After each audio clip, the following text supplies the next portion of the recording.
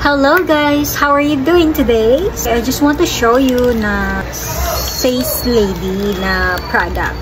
By the way, never mind my eyes. So today guys, papakita ko sa inyo kung paano gamitin to. Bumili kasi ako ng Face Lady Eyebrow Stamp Cream. So may libre pala siyang mga shades ng kilay. Kung ano yung agma dun sa kilay mo, yun yung gagamitin mo. Pala siya, oh. Pipili ako ng isa.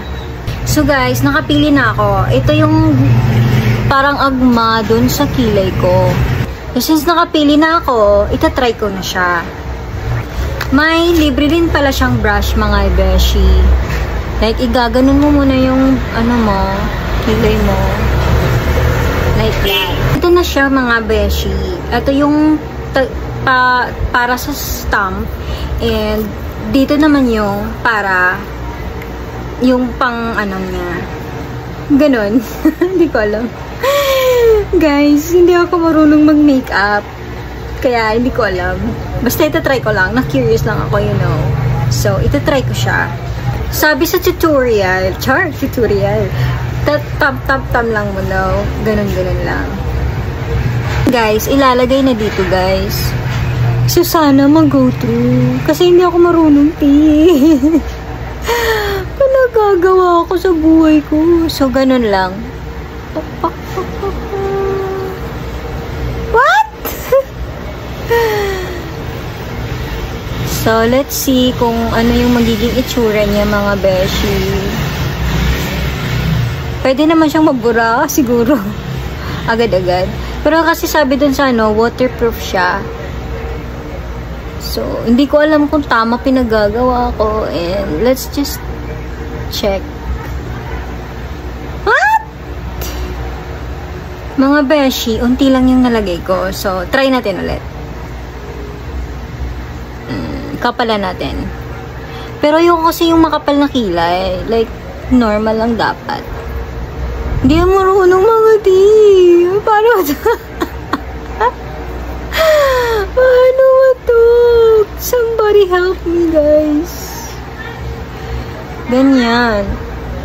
And, sasarado natin siyang ganyan.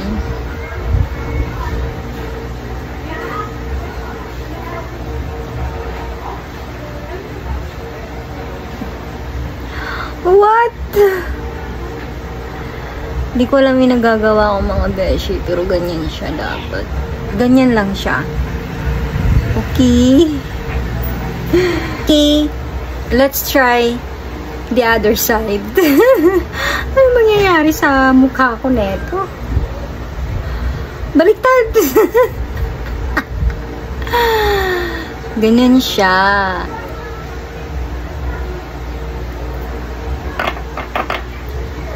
Tap.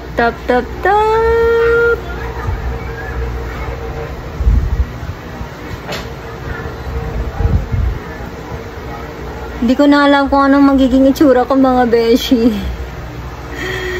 Basta naglagay lang ako ng kilay. Ito kasing ka-curiousan natin. Kailangan matry ko. Kasi nga, ang galing nila sa sa tutorial. Pero pag ginawa ko, hindi ako marunong. Ayan.